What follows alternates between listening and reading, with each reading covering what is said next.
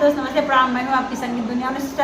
आज आप लोगों के लिए बहुत ही प्यारा सा एक सुबावन गीत लेके आया जो शादी ब्याह में मंडप में लोग मामन करते हैं उस समय की गीत है। बहुत प्यारा सा गीत है और पूरा आशीर्वाद दीजिएगा। गरवा के हारवा चुटाई गई से, गरवा के हारवा लुटाई गई से, लागल माड़ावा में भीड़ चुमाई गई से, लागल माड़ावा में भीड़ हम चुमाई गई से। हे जी गरवा के हारवा लुटाई गई से, जी गरवा के हारवा लुटाई गई से, लागल दुआरे पर भीड़ हम चुमाई गई से, लागल दुआरे पर भीड़ हम चुमाई गई से।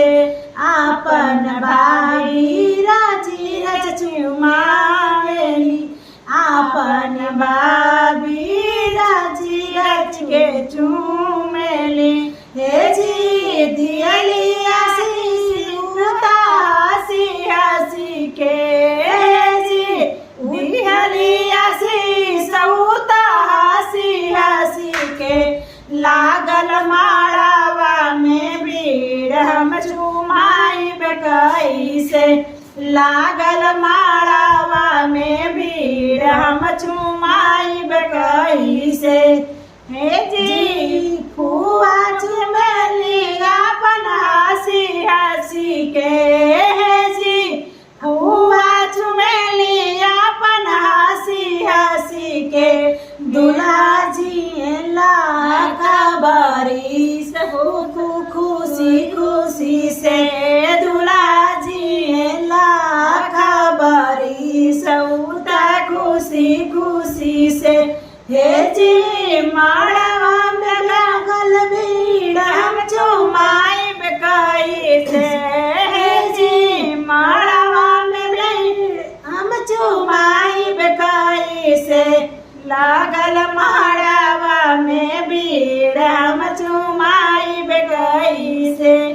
गरवा के हार हम लुटाई गई से, जी गरवा के हार हम लुटाई गई से, लागल माड़ावे में भीड़ हम चुमाई गई से, लागल माड़ावे में भीड़ हम चुमाई गई से।